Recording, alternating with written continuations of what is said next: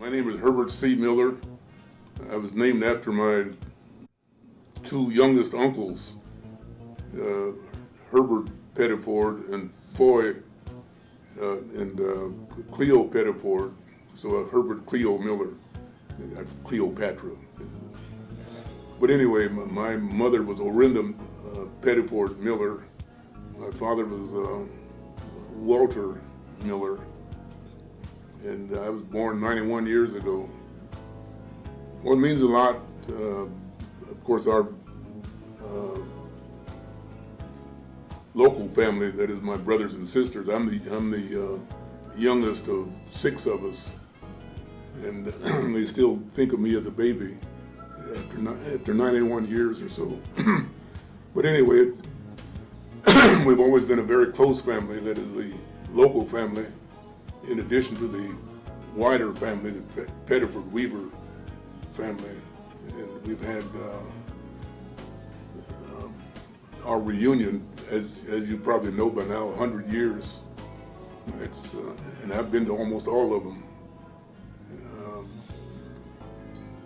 Although I remember in 1936, just as they took a picture of the whole group, I covered my face with my hands, and I think so the one in that picture with his face covered up was me, just in case you were wondering. But other than that, we've been very close all those 100 years, and one year after the other. I'm working on my graduate degree down in Bloomington, and I was teaching Russian down there as a graduate student, and the dean of the regional campuses hired me to teach Russian at the Indianapolis campus. And then when I finished my degree down there, I went over to him to see about a job, a permanent job someplace. So he had been the head of the campus here in Kokomo just before he went to Bloomington to take over all the campuses. And so he said, well, I just left Kokomo. They may need somebody up there. So I came up here and talked to the head of the campus here, and he said, oh yeah, so he hired me. I think I was the first African American here in Kokomo, and the second African American in the entire university.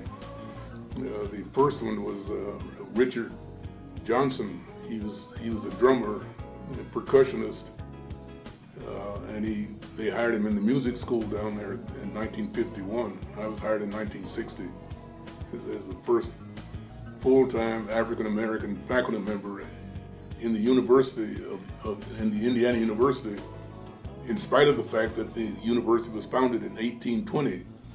So for more than 100 years, they couldn't find anyone in the entire country to teach at Indiana University. So we've come a little way since then, but we still got a long way to go. I came to Kokomo to look for a place to stay, and there was and the director here, who was Victor Bogle, he had gotten together some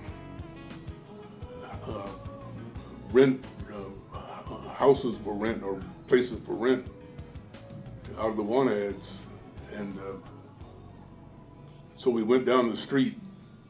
There was a place on Sycamore Street, just east on Sycamore Street, with a sign in the window, apartment for rent.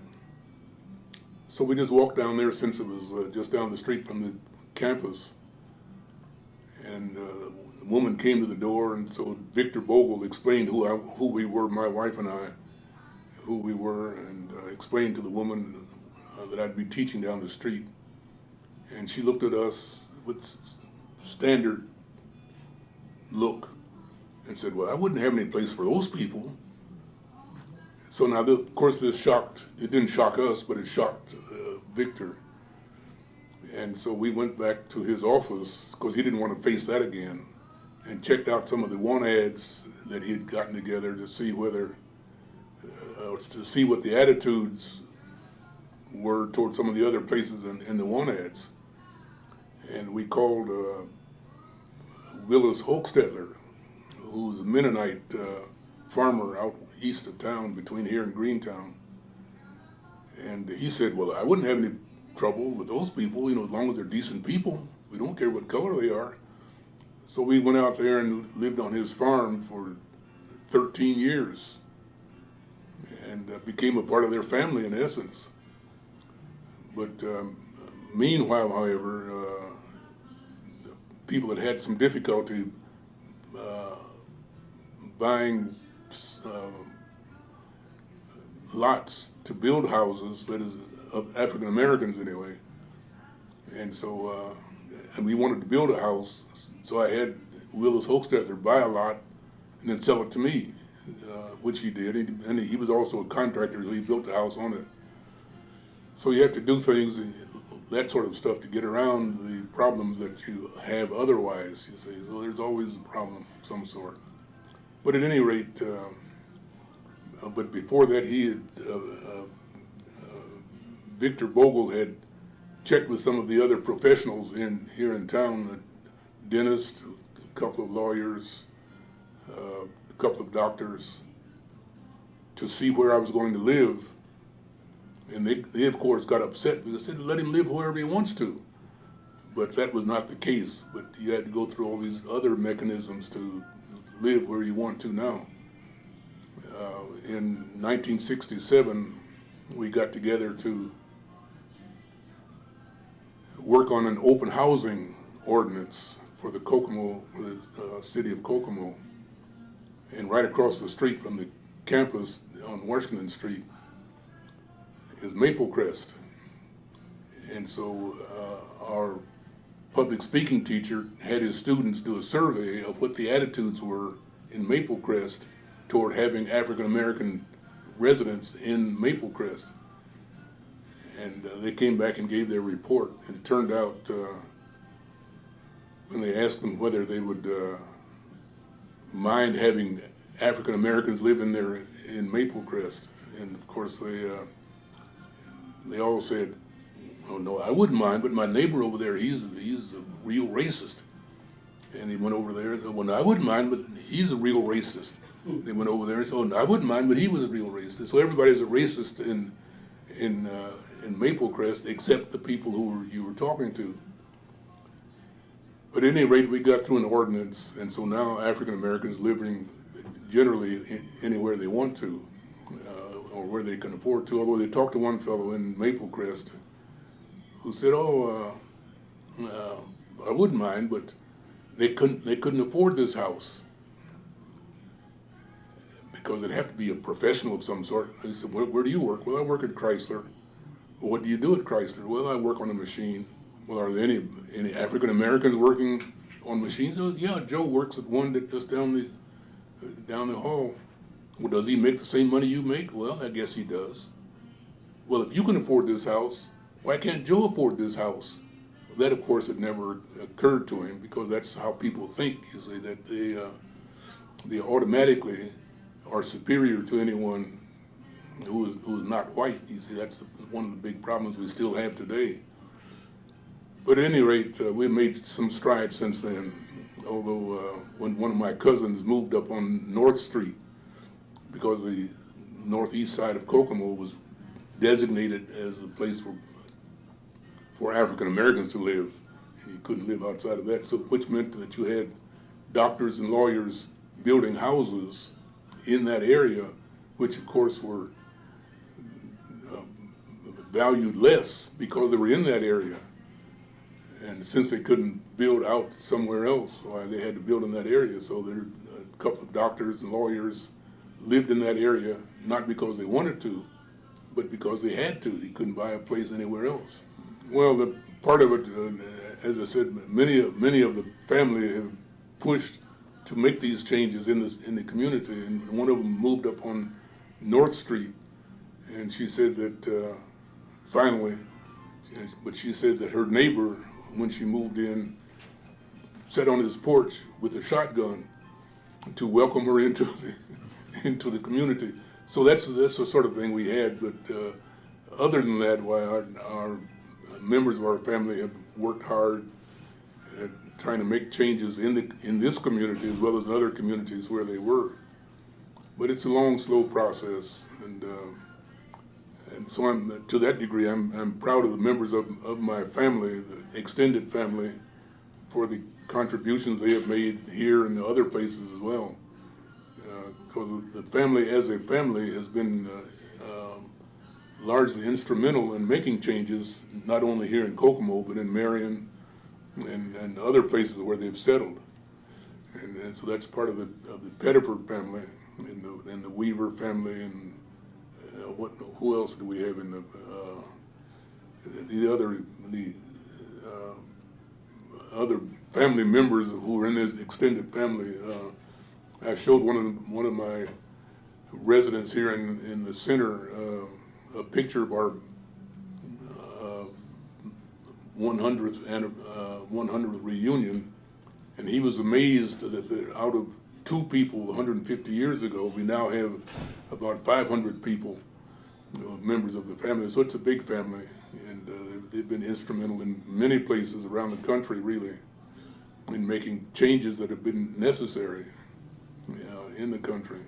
Well, that's the closeness of the family, the fact that the family feels like a family, even though it's 500 people now or so. They still feel family-like.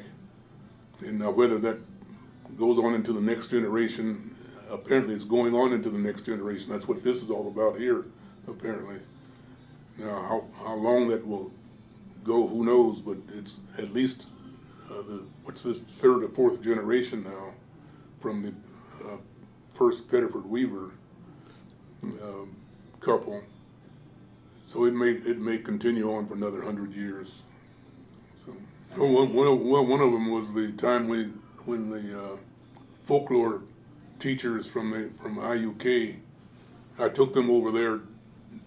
They were interested in the history of the family as folklore people, and they had interviewed many of my uncles and aunts. And then I took them over to the reunion. This was in 1980, and they had put together a family tree and put it up on the wall to fill in spots that they hadn't been able to put in. And everyone got a big bang out of that, because they said, you left out Uncle Bill or Aunt Amy or somebody on this family tree. So everyone had a big bang out of that to fill in what the folklore people had not been able to put in. So that was in 1980.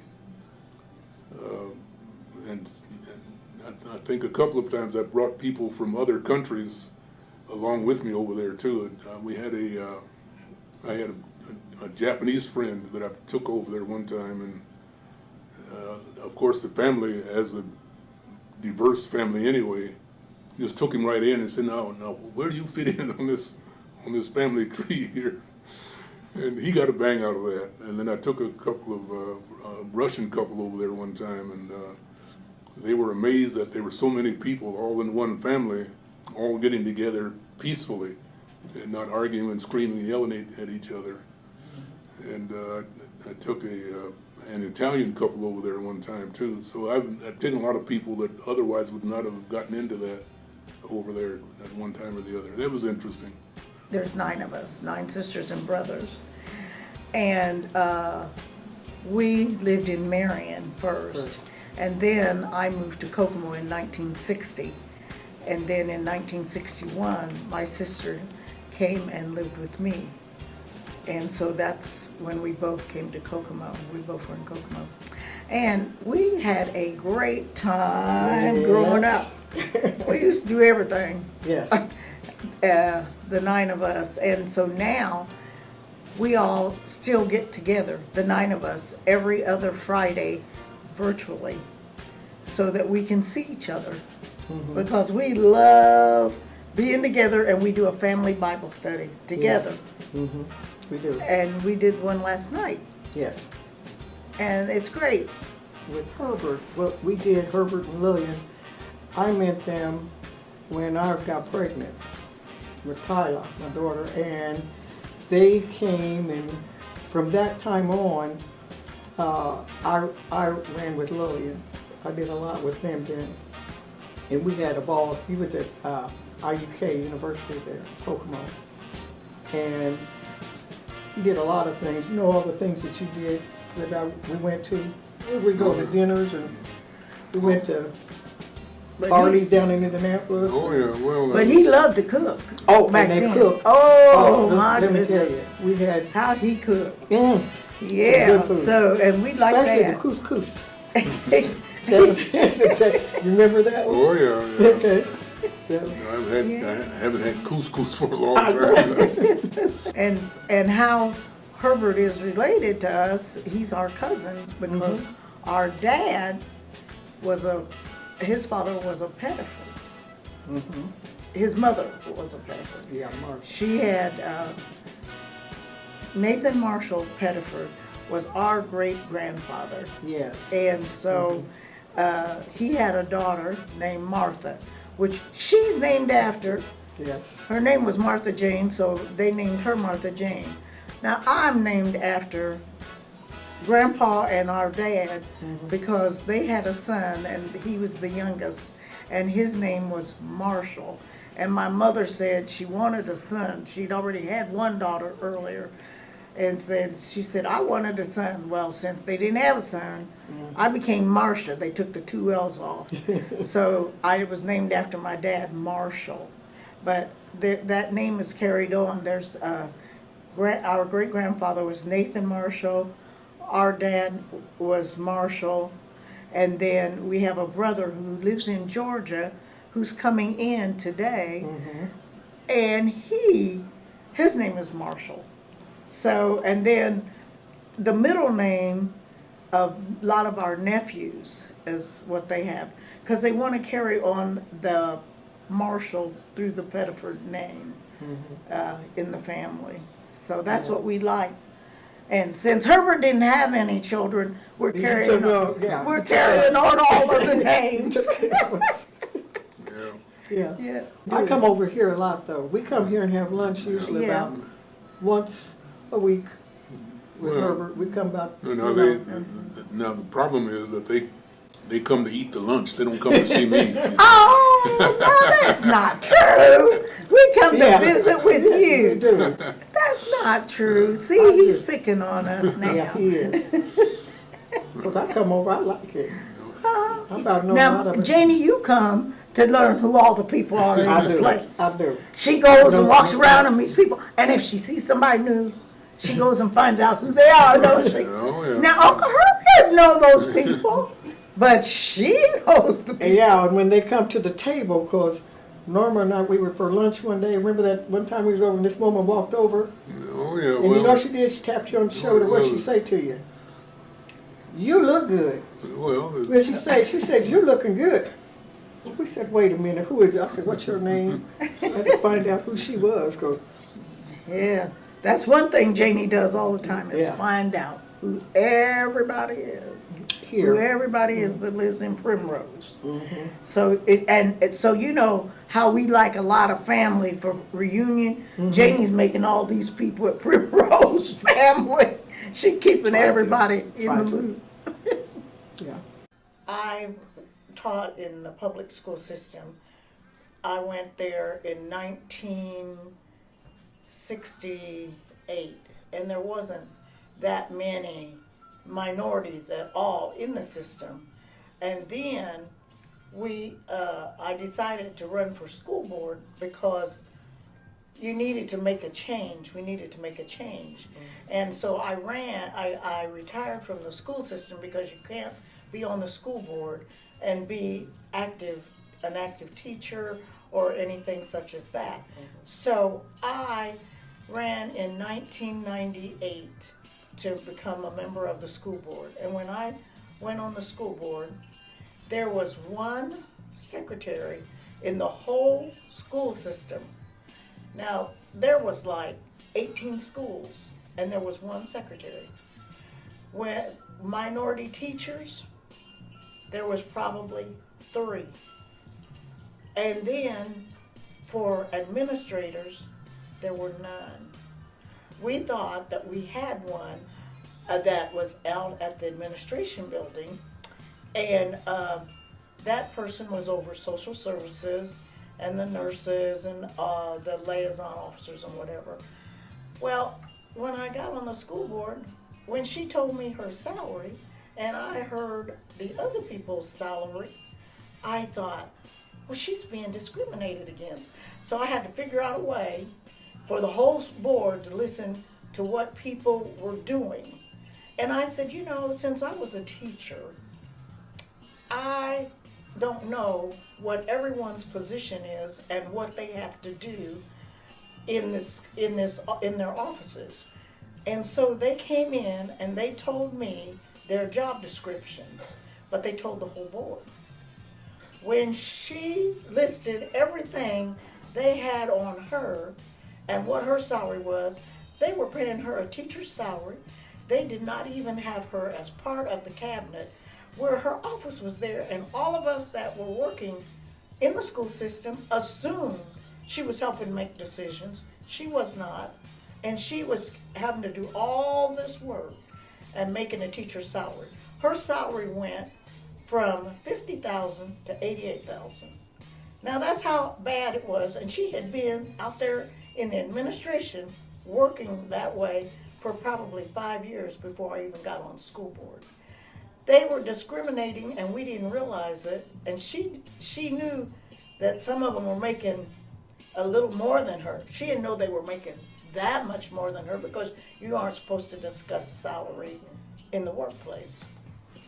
So that was a big change. And then now at every school we have an administrator, we have principals, assistant principals, and we have people who are working in food service and people who are working in as janitorial, because they didn't even hire them. There was a young man that had been my neighbor, and he had been laid off in Marion because they downsized at this one factory. Well, at that time, he was 50. Well, he could hardly get a job, and he had a high school education, but that's all he had. He said, I'll be a custodian or anything. So I went in to the superintendent, and I said, we need to hire him because he's a good person and he needs insurance. Well, they said, we can put him on as part-time. Well, part-time, you still don't get insurance. For 2 years, he stayed as a custodian. Then he came to me one day and he said, do you realize that they just hired a man last week at this one school off the street, and I've been a sub and still don't have insurance, and they have me working every single day. I said, I know that. And they talk about how great you do their rooms and everything. I went right into that superintendent and I told him, I said, I want you to go down to that HR office and you tell them that we are not going to approve that person you just hired for that school.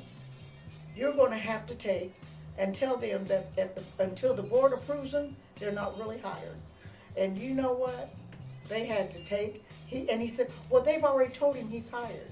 I told him, I said, you get up out of your seat and you go down there and you tell them what I said, because I am going to make sure every board member votes no. Now I want you to understand, I'm the only black person on the whole board. The only one. But I told him, I was president, and I said, I'm not going to talk to you anymore about it. We've had a person who's been subbing for 2 years. That person needs insurance, and this other person will become a sub, and he will be hired. He got up out of his seat and he went down there. So he told the next superintendent that came, when she comes in your office, she's like E.F. Hutton.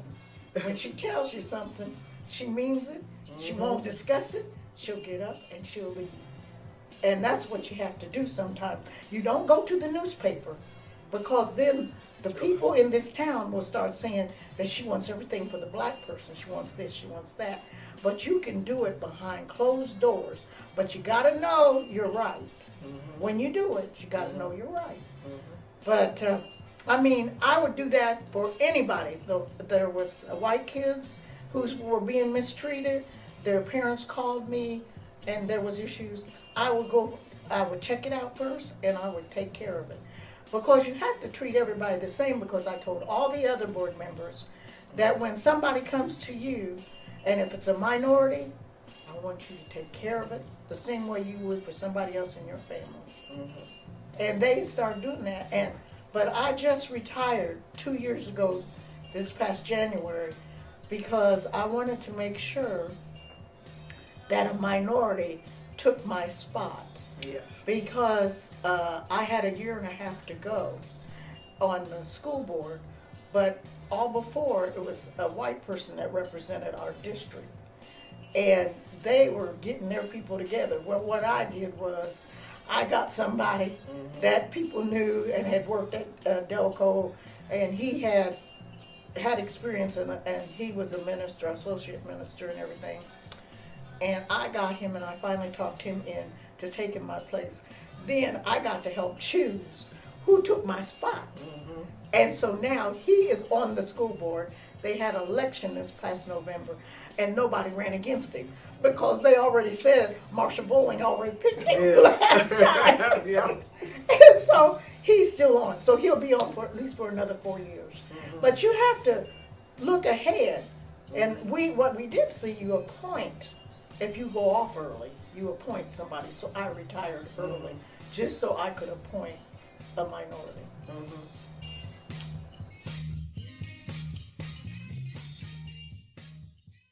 I'm a Pettiford as well as a Weaver.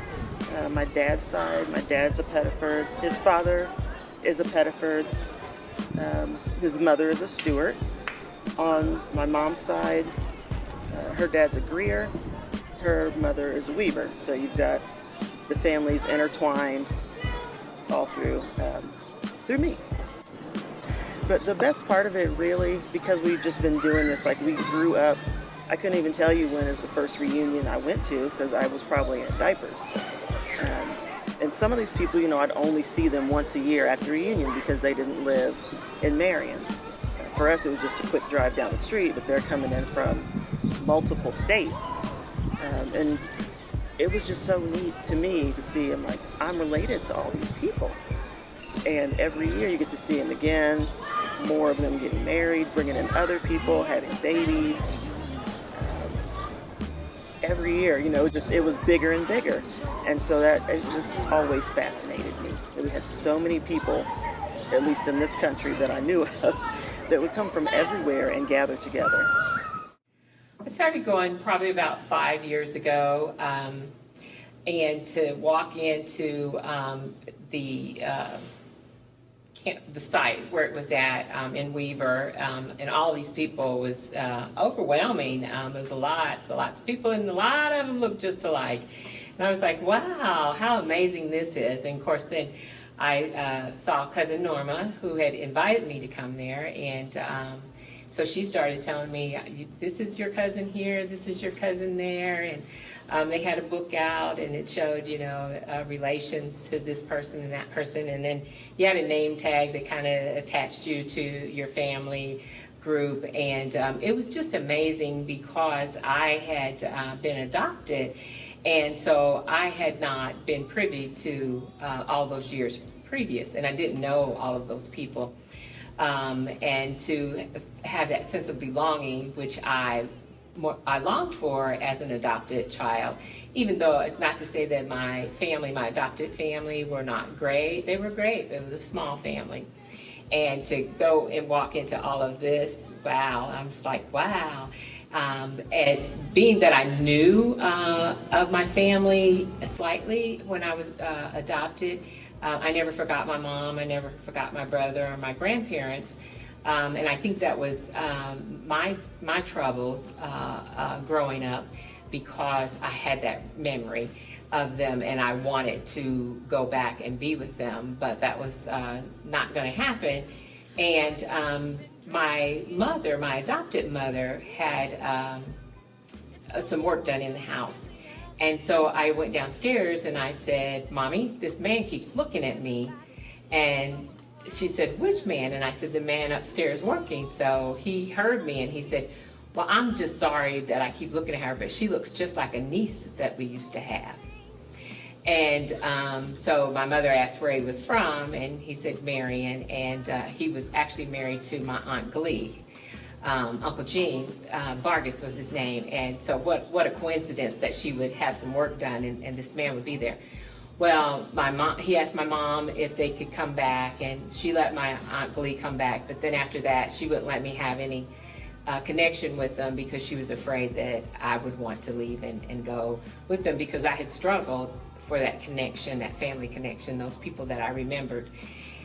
And so years went on, and I really lived in anguish and in misery, not being able to connect with my mom or my brother. And my brother happened to know someone in Indianapolis, and just so happened I had walked to school every day with this person's sister. And so that's how my brother and I reconnected. And he brought me back to Marion, and I met my mom and my grandparents. My grandfather, Russell Smith, was deceased at this time, but my grandmother Mabel was still here, and my mom. And to meet them, it was overwhelming. It was joyful. By this time, I had a child of my own. But to watch the dynamics of this family is totally different than what my adopted family was. But I felt like something had been lifted off of me that I had been in search of all of these years, that now I was reconnected with my mom and my sibling and the rest of the family, and so many of them. That was the other thing, was so many aunts and uncles. But then I watched just the behaviors and everything, and it kind of helped me understand who I was then, because I saw some of my mannerisms and some of my behaviors in these individuals, even though I hadn't been around them in a long time.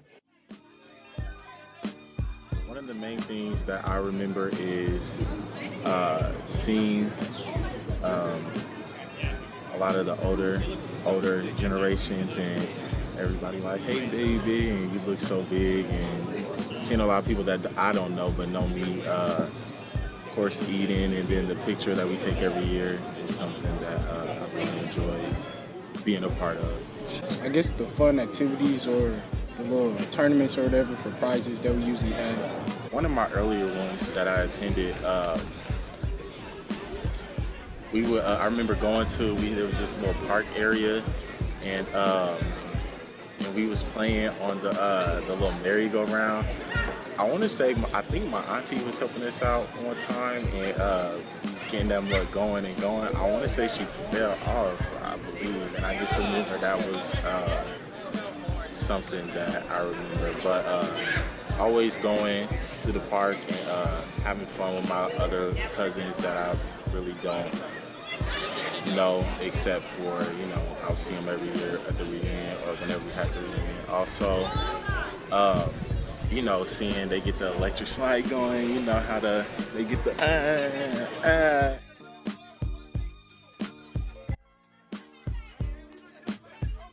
No, I was young, but I just remember going there and then playing on the swings and stuff. Honestly, I feel honored, and ultimately I am my ancestors. So either way, I'm just the vessel for them to continue channeling their legacy. Yeah, we grew up on a street, on McClure Street, and we were all cousins. Herschel lived next door, which was my dad's brother. So they lived next door to each other, and then Uncle Chester lived catty corner from us. Uncle Raymond lived right across the street. The Hornadays lived right down the street. And so on. And so we always went to school together. Well, I've always been a small guy. Carlos looked like this when we was kids and stuff, And so we all grew up together. The Hornadays had like 14 kids, and 12 of them were boys. And so we were all like, growing up, the older ones taught us how to fight, how to be tough, and we had to learn how to fight or you got beat up. And so I would get picked on. Carlos would never let nothing happen to me. You were taught not to let anybody mess with your family. So, no matter where we was at, if somebody would mess with him, I would help him out. And if I couldn't whoop him, then I had a cousin, one of the Hornet days, or somebody that could come and whoop them that was older than me. So, you know, it was like if you mess with one of us, you had to mess with all of us. So if you can't whoop all of us, then you better just leave us alone because that's just the way we were raised. He always was there throughout our entire school till they moved. They built a new house out by the school and then they moved and stuff. But old Carlos, he worked, always had money in his pocket. I never had nothing. We'd go get donuts, you know, and I was about like the little kid looking in the window at everybody else getting donuts. And back in them days, donuts cost a nickel. Carlos would always get me a donut. They're at Bogle's, they're across from McCullough and things. This boy was driving at 14. We used to get Uncle Lloyd. Remember Uncle Lloyd? Yeah, I used to drive. He would be driving, 14, we'd be in the car, you know. I got a whipping over that and stuff, you know. Yeah, Mom, she said, no, you ain't got to, oh, Mama was tough. Mama was tough. But I've always appreciated Carlos because he was just a good friend, a good cousin. We had a lot of laughs and jokes, you know.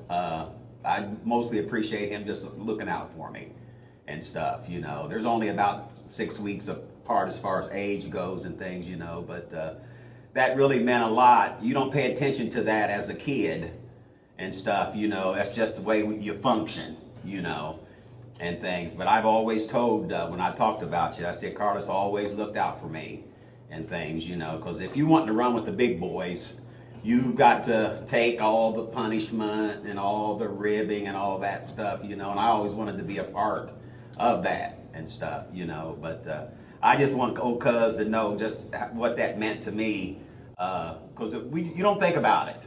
You know, you just don't think about it and stuff, but I do over the years and stuff, you know. You'll see something that flashes back and stuff, you know.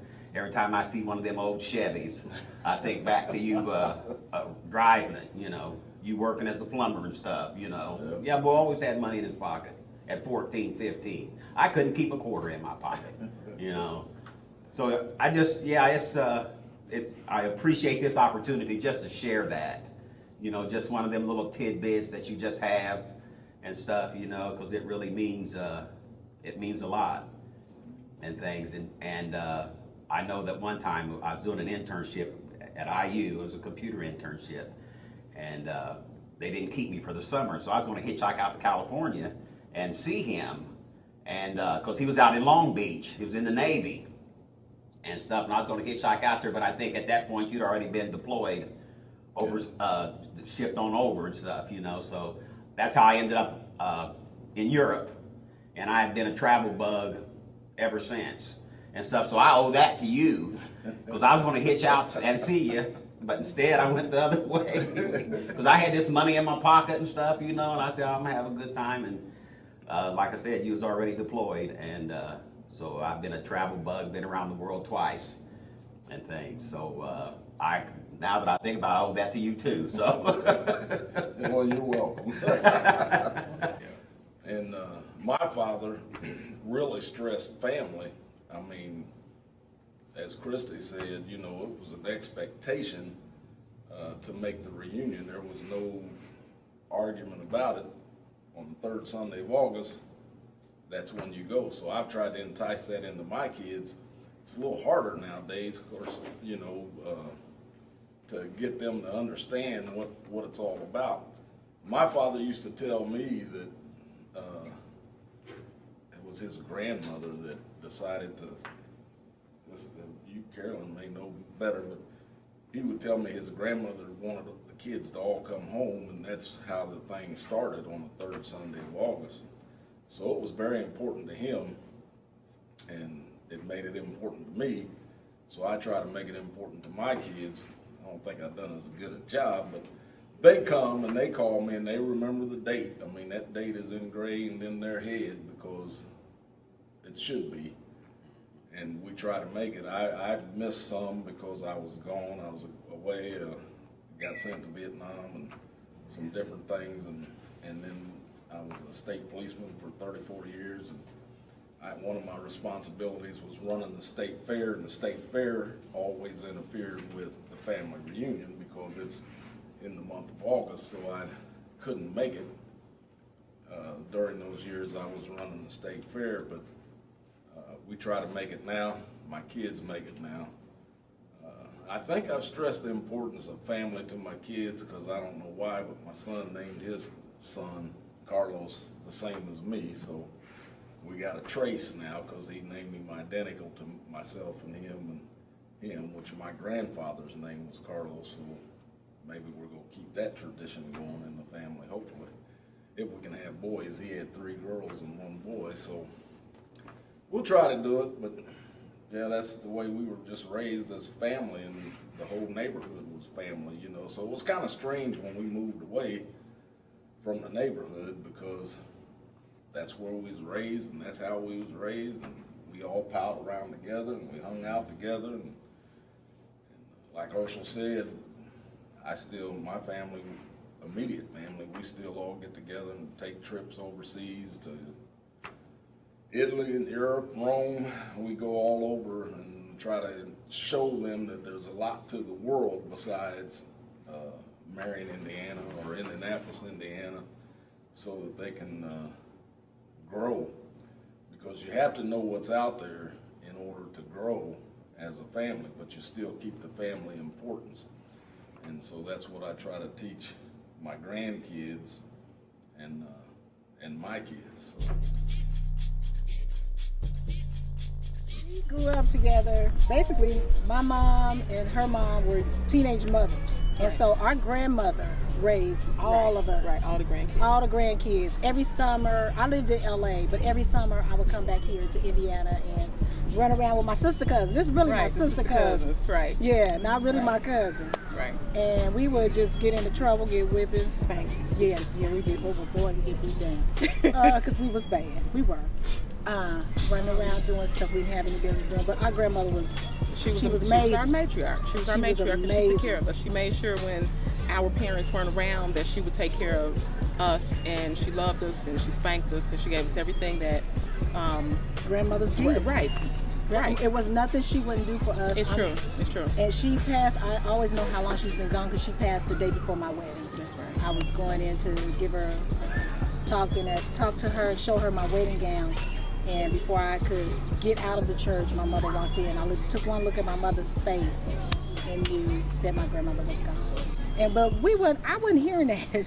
You know, I was We like, was kids. yeah. So we didn't really. I was in my 20s, you know, when I got married. So, you know, but she met my husband. She gave me the thumbs up. She was like, you need to marry that boy. So, in 34 years, we're still together. 36 years we've been together. As a couple, 34 years. This is huge. Yeah, big. This is huge. Big. This is our heritage and our lineage. And now, as an adult with children of my own, I'm looking at my children like, this is where you all need to step up. This is the stuff they were trying to hand to us so many years ago, and we didn't get it. And now it's like, we've been getting together for 102 years. This doesn't happen. No. This is awesome. It's an honor to carry that legacy. And right now, we call them OGs, the previous. We the next gen, they the OGs. The next gen, they stepping down. So they're going to entrust us to move forward. And we're ready. Legacy. We are ready. We have been groomed for this. And we understand, we love it, and we respect the tradition. And we're going to incorporate some new things. And we did the centennial, and they're okay with us taking them over because we stepped up. We taking over, but we're not taking over, right? Because, you know, my mom is still involved, cousin Herschel's still involved. Like, whatever they want to do, we're open to them doing it. But if they're like, hey, y'all run with it, we're going to do that too. Like, we would never just take over because, you know, there's so much wisdom there. So much, you gotta incorporate that. But, you know, it's just awesome that they trust us. Right, they trust us enough to put the legacy in our capable hands. It's a big responsibility, and it's one that we hope to pass on to our children later on as well. Yeah. Then they could be the old people at the grill. Yeah, because we're the old people at the grill now, but they gonna be the old people at the grill. We're the old people. We have a joke. We have a running joke. At the place we used to be in, there was this big stone grill. It was like bricks. And every time we would go there, we would see these bunch of old people there, and they would have beer, and they'd be having this meat on the grill. We'd be like, God, there's some old people at the grill. And we were kids, we walking past. the last year we were at that site, I was at the grill. we were at the grill, and I was like, cuz, we the old people at the grill. So now it's like, we the old people at the grill. That's our running joke. That's like, our we joke. we the old Next people at the gen, grill. next So gen. next gen is the old people at the grill. At the And we grill. ready, we ready. So, I'm sorry, that's it. That's it. We've been going to this reunion since we was little.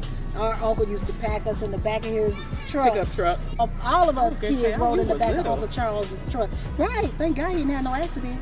Because we would have all been out of that truck. And we weren't strapped down like we was not strapped down. We No, was just we was in the actually backseat standing of up the there. pickup Hey, truck. We was wait. hanging on. We was We excited. Excited to ride. That And we was the just big bumping deal. all the way to Indianapolis in the Yes. back of a pickup Pickup truck, truck. unharnessed, playing That's My Car. That's my car. Right. Right. You That's see my a nice car. car. Yes. So Oh my God. we got great Kids. memories, and I'm excited. Yeah. I'm really excited Yeah, it's that we're gonna gonna be take good. over. We're getting We it got on some our great own land stuff. now too. It's gonna Right, be right, nice. right. It's gonna be real nice. I remember going to Weaver as a child. Quite often my father would take me out there, and whatever he was doing, I got to sit in the car. I didn't get to do much, but and then family reunions. The reunion, my mother always attended. My dad, not that often, but was there quite often over the years to the reunion. So the reunion was there at the Prince Hall grounds, and so they had the swings, and some of that stuff out there now is original. It was there when I was going. That merry-go-round or whatever it is, that was there 70 years ago. So, this is Prince Hall Housing Authority where we're doing it here, and it is owned by Wilson Lodge number 12, or at least we're the sponsoring entity, and we have 182 units, low-income housing. Well, the farm out there, the land out there in Weaver, Prince Hall Grand Lodge bought that land in 1923 for an old Masonic home. And so that's where old Masons could go when they got older. And that place, we had a caretaker and whatnot, it cost too much to keep it up. So the vision of Wilson Lodge was to replace that old folk home with a housing project. And so that's what we did in 1972. We built this housing project, and have been at it ever since, and I am what they call the managing agent of the project. My dad was the kind of guy that talked about the family, and so I'm family orientated. My kids and sisters and brothers, and I take care of them all now. I'm the eldest living, and so it's my job to take care of family, and that's what I do. And it was born and bred in me by my father. So everything that I do is kind of family orientated. My father was in Masonic Lodge. Needless to say, I had to be there. And so that's how I became connected with the Masonic Lodge. And it is my family now as well. So I have traveled through the ranks there. I'm a past Grand Master of Prince Hall Grand Lodge here in Indiana. And I also serve as the manager of the property there in Weaver. Well, we've been on lockdown for a couple of years, and we need to get back to normal, to where we can see folk and talk to folk and do the things that we used to do. I think we're missing out, and our kids are missing out on a lot by not being able to get out there or wherever we meet and go to the reunion. I'm a graduate of the Central State University in Wilberforce, Ohio, a very proud HBCU alum, and also a member of Alpha Kappa Alpha sorority. I am the granddaughter of Trulia Minerva Pettiford, and just very proud to be amongst my cousins today, as always. I can remember from the time I was a very small girl, most of my uncles and aunts lived in California, and so during that third Sunday in August, everyone would come home. And I would so look forward to seeing my aunts, uncles, cousins come in. And my grandmother, of course, it was filled with a lot of food prior to the reunion as well as the day of the reunion. And there was one traditional meal that always sticks in my mind, and I still have it in the fall, or excuse me, in the summer when all the vegetables come in, July, August time frame. My grandmother would fry tomatoes, not just green. We were into the orange, slightly red ones with bacon, thick cut bacon, toast, and fried apples. That was just tradition. But I mean, you always look forward to the reunion because there was so much good food. You knew Aunt so-and-so made those chicken and dumplings. You better go get some because that green pot over there is Aunt so-and-so's chicken and dumplings, or the red velvet cake is under the table, already wrapped up. You better go get some because it's almost gone. There was just certain things that you look forward to. And back then, people cooked, right? And you knew who cooked what. I'm funny acting, I admit it. So I don't really eat a lot of the food now because I just don't know. You don't know the aunts and uncles. They're not here, you know. So it's a little different now, but yet and still, it's always good to see your family and friends, those that do come in from out of town. Yeah, it's Karen Applewhite. You have to say the whole name. You have to say Karen Applewhite. Every family reunion, this is who I hung out with. Karen Applewhite, Joy Lynn, and I'm a member of Delta Sigma Theta, by the way. Ooh. Kiwi. Okay. we're still big sisters and family and love, and I love her to death. This is who I used to hang with. Every family reunion, I look for her, Joy Lynn, my cousin Tamika, Pam and I would always ride up with Pam, Kim, Karen, Robin. We'd all ride up and hang out with this one right here. Girl, this one right here, you know, there are just certain people you look for every year, and it's like when I get to the reunion, there are people I look for. So where's Candy? Our cousin Robin, when she comes in from LA.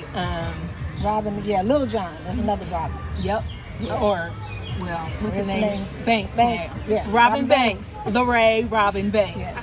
But yeah, we look for her too because we're all around the same age. So, you know, we look forward to sharing and making memories as usual. As normal. Yeah. I named my daughter Lorene after Robin. Oh, I never even knew that. Okay. Diamond Lorene, her middle name. Yep. Well, it's a little different for me now because all of my aunts and uncles are deceased. My mother is gone, and so it just has a different feel than it used to have. But it's still family. At the end of the day, it's still family, and like I said, it just feels a little different. But still, you know that you are amongst family members, so you always have that genuine feeling. Well, I have many memories. Okay, baby. She sound like a voice. See all of our cousins playing on the merry-go-round, the boys playing basketball. We all dancing and eating good food. I remember just playing real hard. Like when we got home, we were dirty, but we had fun and we were tired. Getting in the little pond where it was like dirty water, but we swimmed in it, and getting on the little merry-go-round, going fast. Everybody fell. Everybody fell, and on the seesaw, and just playing and having a good time. One of the first memories I think of is there's this picture I have in my head standing in my grandparents' front yard in this outfit that my mom made, and I love the picture because I love that outfit. Mom made us outfits to go to the reunion that year, and we always just were waiting for our cousins who lived out of town to get there so that we can, like my sister said, play as hard as we possibly could. And then we usually always had some plan for either me and Kim to go spend the night with them in Peru, or for them to stay and spend the night with us when the reunion was over. That makes me want to tell a story about when Carlonda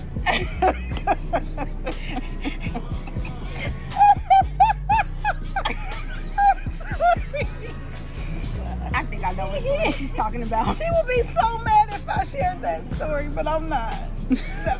She had to ride home with the brown paper bag on the back of Uncle Morgan's motorcycle. No, that's how bad we wanted to spend the night with each other. Like, we had to... She didn't care. She wanted to spend the night. Yes. I'm sorry, Carla. It's probably only that funny to us. Because I know, sorry. Because of how embarrassed she was. Okay, I'm sorry. It's too much. My memories are the same as my sister's. We would play hard. My favorite memory would be my birthday's August 18th. So my birthday will fall on the family reunion, and I tell everybody it was my birthday, and I go home with a lot of money. But yeah, we would get together at my nanny and grandpa's house before we go, and we would all ride up to Weaver, and we would play hard and have a good time and swim in that nasty water. But it was fun. It was all fun. I'm looking forward to hugs. I like hugs. And just seeing people, seeing family, and dancing. That is another memory. Wasn't the 75th family reunion, we had a talent show. And the three of us, plus our cousin Carlonda that Kim was talking about, who rode home on the back of a motorcycle, we performed in Vogue, giving him something he can feel. We were like kids. And our cousin Quincy. But we performed that video. And our cousin Quincy Pettiford, he recorded it, and he recorded the reunion that day. And one thing I remember is Norma on the video telling everybody, get over here, get your head up, introduce yourself. And that's always how I remember Norma. She'll break a family story down at any moment, at any time, and she'll have all the information. So now Christy is the new Norma. She's baby Norma. Oh, I'm not. We ask Christy questions now. Yeah. I got my book with me. So the book is basically our family tree, but it also has some memories in it from different people. And that's why I brought this book today because my Aunt Joyce, who passed away 2 months ago, she was highly involved in the family reunion. Like, she was super happy to be a part of the family reunion. She served on the committee for a short time. And so I felt like it would be special and feel like to have a part of her here, because she would definitely be here if she could right now to share one of the memories that she shared in the book. But I won't actually take the time to read it right now. But she basically was talking about what we've all been talking about, coming together, seeing family who did not live here. But she also talked about how there were specific families who were responsible for getting the family reunion together and organized before the family got there.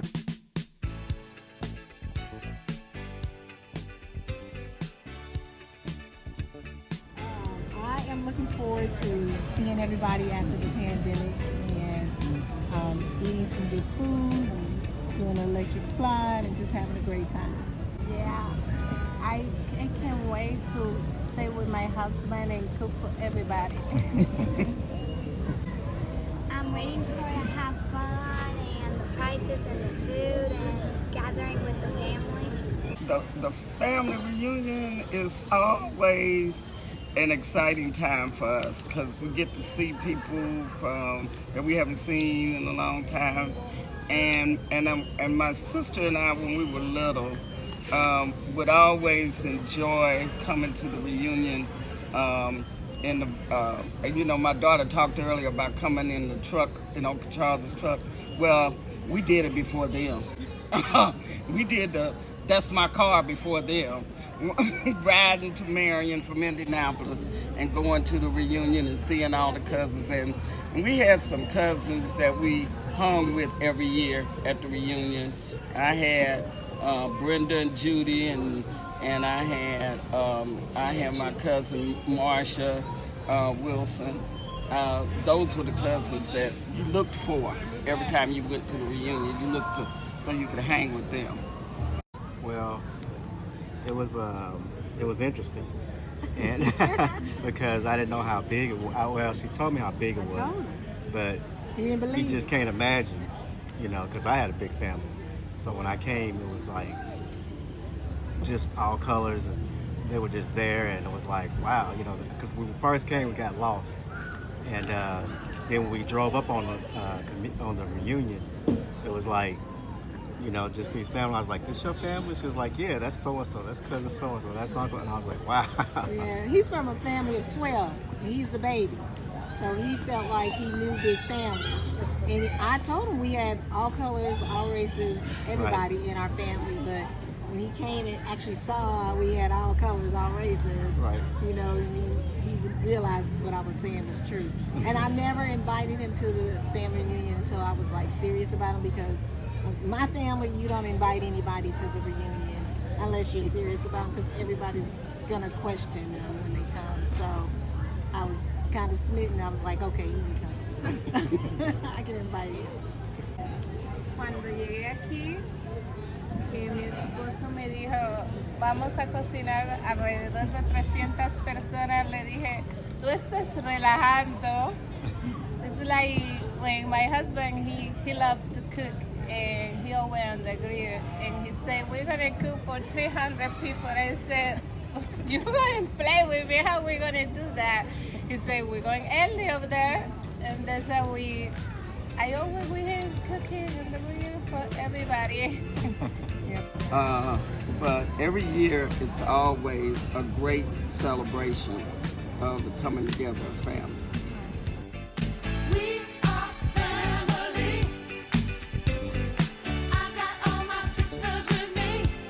Madam President's in charge. That's right. That's what it's been like. That's what it's been like. I kind of been voluntold to be the Madam enjoyed her President. leadership. We've enjoyed her leadership. It's really fun to get to know everybody. It really is. It is. It's good. It's good. We work well together. All of us work really well together. I agree. We pretty much do what Christy said. Basically, and that's how well we work together, is by doing what we're told. What we're told. Well, wait, That's I gotta hilarious. say something. When we first started, we were getting on our centennial. That's what I was So gonna that's say. how we That's kind of That's how it started, and we started. got to know each other, because I didn't know who Christy was. We didn't know each other. Same. So they were just like at the 99th, or no, it was before that. It was 98. 98. It was a couple We years, planned and they 2 were like, years. how many of you guys here want to be on the Centennial Committee? And that's kind of how it started. So we volunteered, and then we didn't do it that month. It was like a couple of months later or so, and then I started trying to reach out to be on the committee because I wanted to be a part of the Centennial. So then they told me to get Christy's information, so we started communicating. It was all light, and then as the time came closer to the reunion, or actually planning, we started doing our meetings. We started determining what we were going to do for T-shirts. We started determining how we were going to go into Matter Park. We started trying to put it together, and through that we got the camaraderie. That's what you all are seeing. So we've grown up these last 4 years. We've grown together these last 4 years. And so It's been that long. It's been that long. So this year, what we've decided to, when we started planning for this year, we decided that everybody who was in it, sometimes we had poor participation, so we just decided that if they didn't, we asked everybody, do you want to be a part of the executive branch? And so if they said no, then we just kind of gracefully thanked them for their participation for the previous year, but we're going to move forward as an executive committee. And so that's what you're seeing now, is the executive next generation. So we got Minus Highlands. Minus one. So Yeah, we need that's what you're seeing before you. So we're growing into this, and we're going to take it over, and our families are going to be made very proud for this. We were destined for greatness. I reached out to Norma in 98, like she was talking about, and I was wanting to know more about the family. In 98 or the 98? You're right. I graduated in 98. Right. It was the 98th reunion. Right. Okay. Right before the 98th reunion, I had reached out to Norma because I wanted to know more about the family and get more involved, because as a child, I remember third Sunday in August, everybody knew. Don't plan nothing. You're gonna be. You already knew. It was on your calendar. It was a standing appointment. Third Sunday in August, we were in Weaver, Indiana, gathering with the family. That was a tradition that my grandfather, Quentin Pettiford, instilled in our family. When he passed away in 2000, he passed away in 2000, and it started to be like, you know, are you going to the reunion? Are you going to the reunion? Like, it was a question all of a sudden. Are you going to the reunion? And so years had gone by where I wasn't as involved. I didn't make it to every reunion. But then I reached a moment in my life where I felt like I needed to be reconnected with the family. And so that's when I reached out to Norma. That's when I got recruited. She was, well, maybe you could get some other young people together, because we need more young people to get involved, because we getting old. We ain't gonna be able to do this the whole time. And she was like, y'all can start planning the Centennial family reunion. And so that's how I ended up put it out there to several family members at the family reunion, the 98th family reunion. If you want to get involved with that, let me know. And that's how we were able to come together. And some people I kind of voluntold. I'm Norma's daughter. They was going to be on the committee, but then they voluntold me that I was going to be the leader. But I wanted to backtrack and say all that to say that in all of this, you know, planning and being involved and stuff, I realized that it's more than just family. That it wasn't just my family that was warm and welcoming to people and would bring their friends along with them to the family reunion. It was all the families. And so what I was sharing as we were having the conversation is just that, and I would imagine just looking at the pictures, that probably our my great-great-great-grandmother, Martha Weaver Pettiford, was probably the one that said, I want all my kids to come back home at least once, because she had 19 children. And so they would come back and all of that or whatever. But then she probably also told her family, the Weavers, come on, which is probably why it's called the Pettiford Weaver family reunion. And then friends as well. Because I made a post today on Facebook about us coming together to put this documentary together. And one of my cousins on another side of the family said, I remember when Cousin Betty put us in the car to take us out to the family reunion. And so the other people have memories of the family reunion. So it's more than family, like it's extended family. Our friends became our family. So for me, being the daughter of the griot and the historian of the family, Norma, I was pretty much told I was going to be on this committee, but it has been a blessing. I have learned so much more about the family, about planning the reunion. I have so much respect for my cousins, all the work that they put into this, and how everything seems to be. I think we're a blessed committee because everything flows. We never argue. There's never any pettiness. Everything just flows all together. We highly respect Christy. The ideas that she has for the reunion are phenomenal. We just have a awesome, incredible family, period. I was telling you, I traveled for my job, and my job sent me to Frankfurt, Germany. And we had a cousin in Frankfurt, Germany. And my mom called and was like, your cousin wants to see you. My cousin paid for me to have a ticket on a high-speed train to go from Frankfurt to Hanover, where he and his wife hosted me for dinner. I mean, everywhere you go, there's Pettifords. I don't care where you go. If their last name is Pettiford, they're family. Absolutely. And they treat you like family. And they'll give you a ticket to come see them and pay for it. It's just awesome. Most of them. Most of them. Not all of them. Most of them. Our family is dynamic in a way that I'm learning the dynamic creativity, organizational skills, just impressed with being on the committee and with the family. I agree with Candy. I highly respect Christy and the work that she always does. I'm always impressed with something that she comes up with, and I always say, I never would have thought of that, you know, and so I'm even learning through it. So I'm learning and being able to support and being a part of a legacy that I'm so proud to hand to my daughter, because she's going to be on the committee. She already knows she's on the next gen committee. Next gen committee, because that's the way this goes. Brittany too. So, Brittany too. Yeah, every one of them. I'm excited because I can tell every one of my friends or co-workers that I'm going to meet for the 102nd time consecutively. My family is meeting together every third Sunday, virtual or in person. I am proud of that. And I knew that when she said anyone wants to be on the committee, I was like, me, #me too. I want to be on the committee. I want to be a part of something so big and so amazing. And so, and through that process, getting to know my cousins, like like my cousin said, I didn't know Christy beforehand, but knowing her now and being at her house and being a part of her in a more intimate way has enriched my life. So I'm excited to get to know every one of my cousins one by one through this process. So this is great. So our committee's going to grow to subcommittees, and we're going to help them see that they should be a part of it. It's going to be great.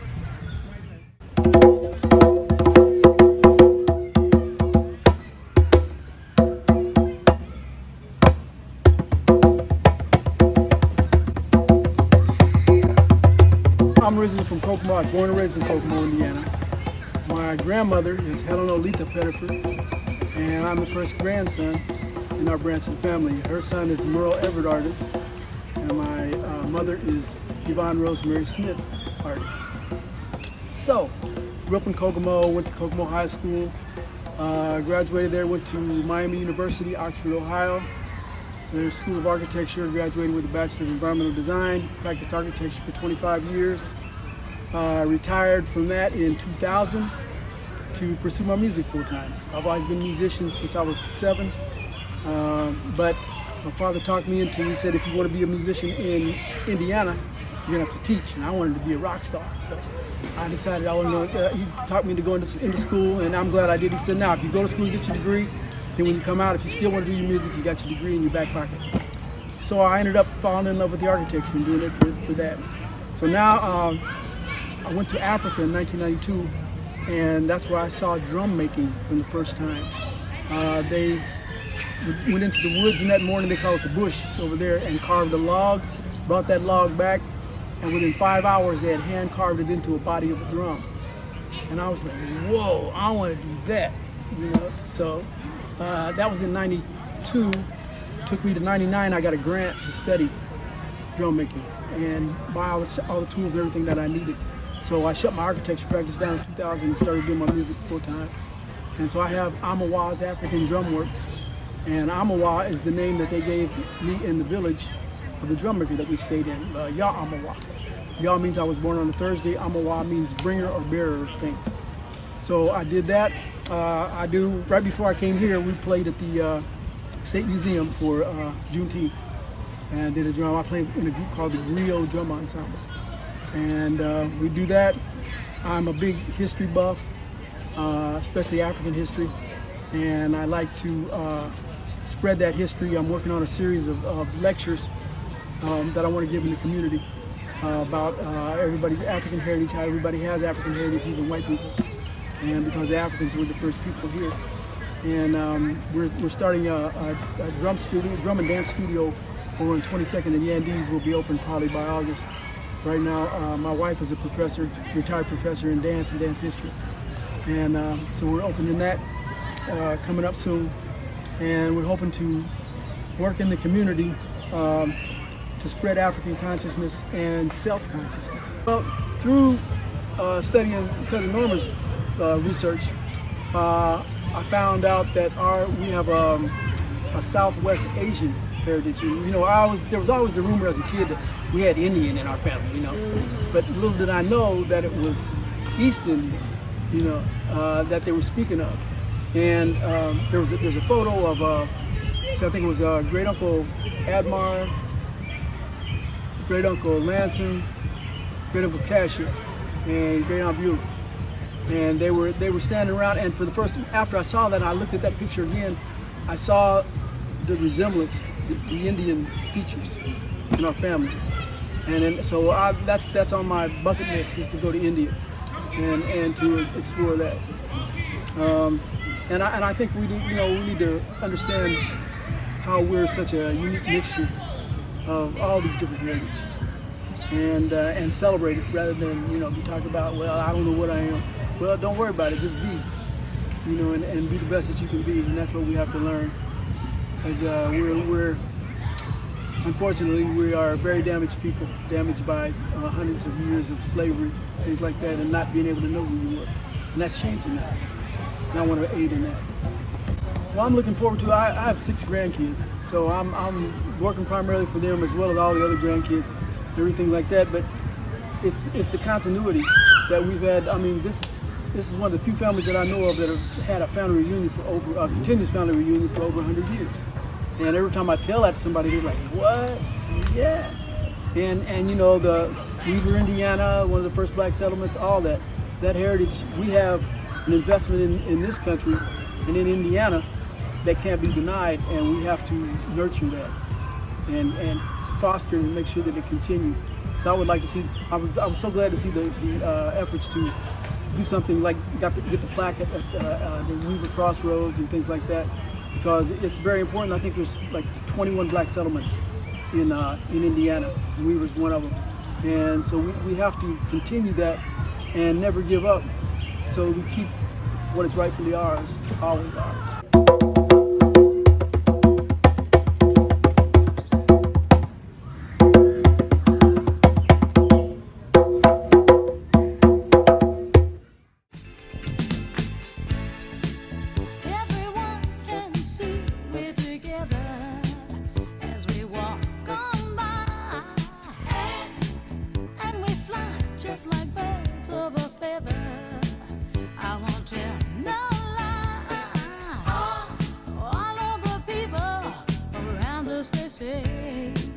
Can they be that close? Just let me stay for the